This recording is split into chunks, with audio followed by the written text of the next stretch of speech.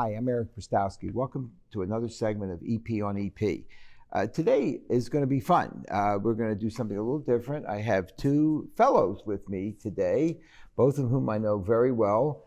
I know Asim because he is my fellow, and I've given him free rein to say whatever he wants with no holds barred. And to my right is someone I've actually known quite a long time by a chance meeting that I'm gonna let her tell you about, but she's also bright as heck, and she's finishing up her fellowship. And so this is Tina Baykaner. I always get it wrong, right? I always mess up your name. But I'm gonna tell you a poem first, just to set the stage, because it's a poem that Asim knows I have sitting right on my shelf, which is how I've lived my life, and it's how I want people to live theirs as far as what you expect out of life. So it's by Stephen Crane, the great Civil War a novelist, but also poet. And he said, "A man said to the universe, 'Sir, I exist. However,' replied the universe, 'the fact has not yet created in me a sense of obligation.'" Nobody owes you anything. So as a fellow, you need to know that.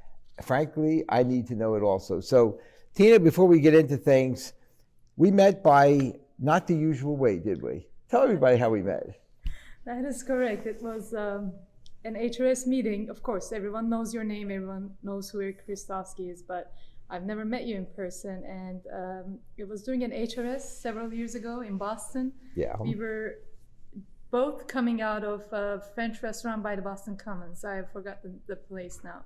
But it was late night. There was no cars, no cabs. And I saw a group of people who were just talking that their cab is just arriving. And there was a lovely lady, and I said, "Where are you going?" And she said, "Towards Copley Square." And I said, "Perfect, that's where I'm trying to go." I said, "Do you mind if I join your ride?" She said, "Sure, yeah, of course." So an old gentleman sits in the front. Me? The lovely lady. That old gentleman? Sits to my side, and another young gentleman sits on the other side, and I'm in the middle of a cab towards Copley. And then we start talking. I asked, "Are you here for the meeting?" She says, "Yes, we're here for the meeting. How about you?" I said, "Yes, sure." And then, you're a fellow?" I said, "No, I'm a medicine resident." And she's like, "Do you know who that person is?" I said, "No idea." Later, she mentioned, "That is Eric Prystowsky." And that's how I met you. Well, it's been a delight knowing you all these years. I'm glad you had the fortitude to do that. So listen, here's the thing. We're going to have this it's your time, and I want to really kind of get your feeling about things. I've been training fellows for years. We're going to do a segment with Jim Dalbert, who is really key in fellowship training for the Heart Rhythm Society. And I want to get your feeling about what training's like nowadays. You know, it's so different than when I trained. You have so many things to learn. So first of all, how has HRS impacted? Let's start with you. Has HRS at least been beneficial to your fellowship? It has been tremendously beneficial, I think, especially as years go by. The sessions that you miss are available online. The sessions that exist cater more to the needs of the fellows. There are more sessions purely dedicated to that.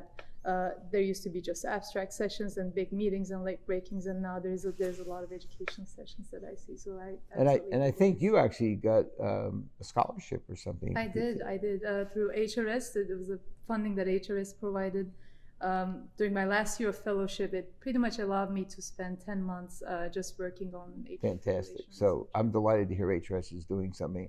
And Asim, I know it's only at the end of your first year, but you're at the meeting. Have you enjoyed the meeting? I have. I think there's a lot of things that the meeting does really well. Again, towards fellows, being able to separate things out by certain tracks and topics allows us to kind of hone in not only on areas that we want to learn on more, but also I think areas where maybe we don't have as much exposure. And in speaking with a lot of the other fellows, that's one thing that we kind of notice that, it's like I get a lot of experience with X, Y, and Z, but I definitely don't see any of this. I'm hitting all of those sessions. Oh, we don't ever talk about genetics. I'm going to those.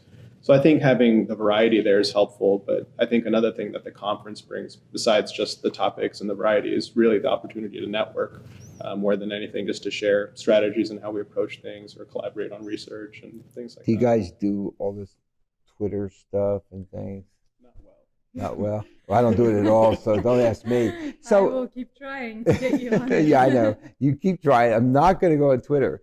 My grandkids have tried, and I still don't go on Twitter. But let's talk about some of the basics of training. First of all, how about getting a mentor? I won't ask him that because I'm his mentor. That's too embarrassing. But for you, I mean, how important was that to hook up with a mentor? It was, I think, the most important thing for me. I really got lucky, met a good mentor that took me from as early as medicine residency. I was a second-year medicine resident when I met Dr. Narayan, and then that relationship continued through cardiology and EP, and that really shaped my thinking, what I do, even clinical, the way I think, the way I look at research and the studies that are already out there and planning the future. It really shaped everything for me, and it's so really based the hardest thing. So Tina, based on that, how do you subtly go through it? So you join a program, okay? Let's say you weren't so lucky to find, and Sanjeev was obviously a great mentor. He's done a lot for the field. He's smart as the dickens, so you lucked out with him. But not everybody gets so lucky. So how do you subtly, what would your advice be to other fellows who are getting ready to start a program? How do they figure out who should be their mentor?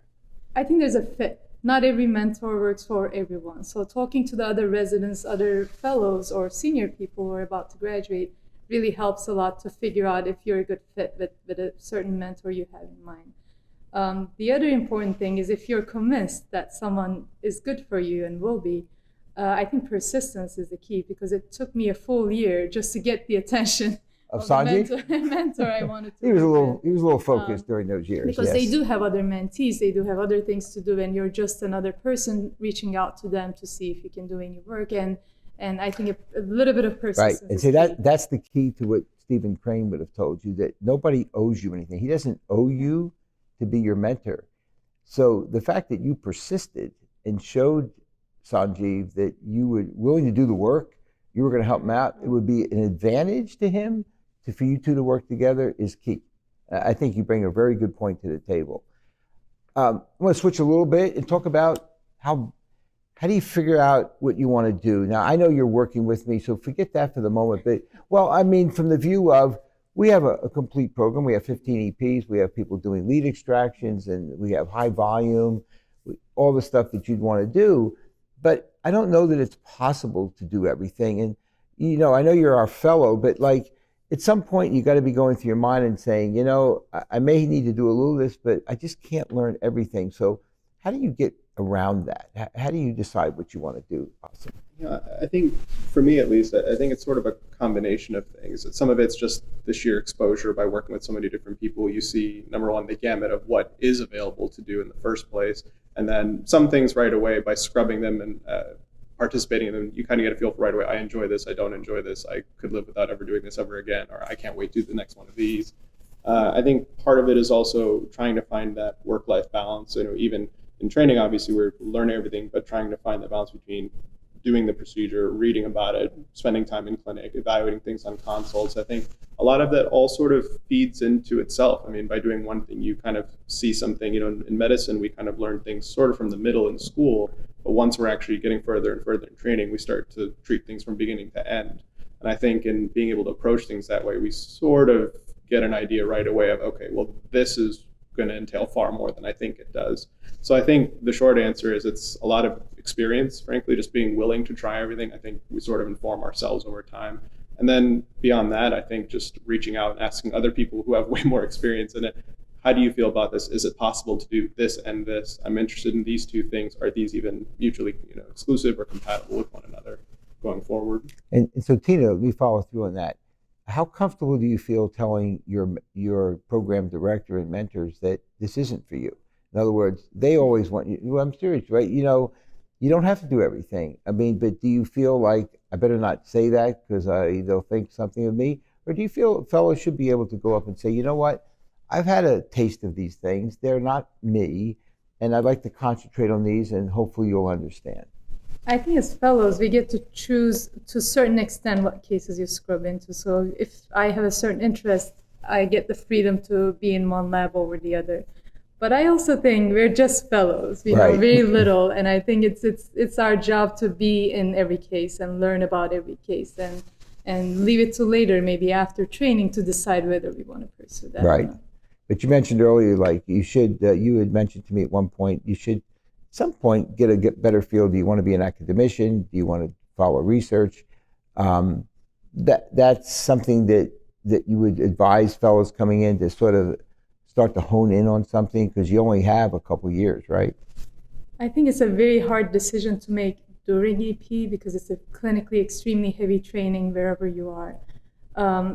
Probably that decision needs to come from much earlier during cardiology or earlier if possible, because there's a lot of preparation that goes into that eventually gets you ready for the academic world as you're stepping out of EP fellowship. Because with the clinical training, I don't think anyone would have time to do that. So you still need those full 2 years to learn your trade. How about job opportunities? Now, I know this is bad asking you because you're still in your first year. You're almost done with your first year. But what's the noise out there? You know, for a long time, we saw a drop in applicants, and it may still be true. And I would nose around and ask why, and I was hearing from a lot of people that there are, quote, not too many jobs available, which I know is not true. But that sentiment's out there. So what do you, is that still out there? Do you hear the kind of the noise out there that you're going through 2 years, but you probably won't get a job? Well, I mean, in speaking with all the other fellows, and we go to all these conferences through different places, anyone who's been looking so far, they've all found gainful employment, and they seem pretty happy. So if there is a lack of jobs, it doesn't seem that way, at least. Well, that's exactly right. But for some reason, there's that noise out there. And it's one of the reasons there's been a decrease in applicants for a couple of years, because people thought there were no jobs. I don't know where that came from, but you support, has that been your experience with your I've heard your exactly comrades? What you're saying when I was just at the beginning of my cardiology fellowship, so about maybe 6 years ago or so, the EPs graduating said exactly what you said, but I think the market has changed a little bit. I think the market has changed. So any final comments for your fellows? We'll start with you, Asim. What would you tell them, or people who want to become an electrophysiology fellow? What would you tell them? You know, I think, to harken back to some of our earlier points, I think the biggest thing, you know, for me personally, and just in general, that I would recommend is find an example, find a mentor, someone who you can ask the honest questions, even maybe get some personal experience with. And I think that exposure early on helps you decide right away, is this something that's for me? Is it something I should pursue? Because I think, you know, racking our brains, you know, that we lose sleep at night, you know, trying to decide, should I chase this, should I not? Is this right for me? Is this something that's right for, you know, my family or anything else like that? I think having that mentor who can kind of raise you, guide you, teach you what you need to know, and just, you know, help you see yourself in 5 years, 10 years even. I think that's paramount. So I think the biggest thing I would say is find someone who you can rely on. And you, Tina, well, neither one of you talked about the family balance, which I was surprised. I thought for sure one of you would bring it up. I'll bring it up if no one else will, that you need to find out early on the appropriate, and it changes as you go through your life, but you shouldn't be on this one track where you forget the fact that you have another life. I'll just warn you, you know, it's easy to fall into that. Many of us have, and me included, but that is also part of mentoring, to be honest with you. Your mentor should sit down and say, here's how you try to balance. I'm not going to tell you what to do, but you need to do it. So last thoughts from you, Tina? I agree with the mentorship part. I think that's the most critical, and there are amazing training programs throughout the country. And what I find important is to find a program that's a good match, whether your priorities research, whether if it's imaging, big data, there's a different program that fits that the best. And if they can decide on that a little bit, I think that helps That would help. Change the experience quite a bit. That's really great. It's wonderful having both of you here.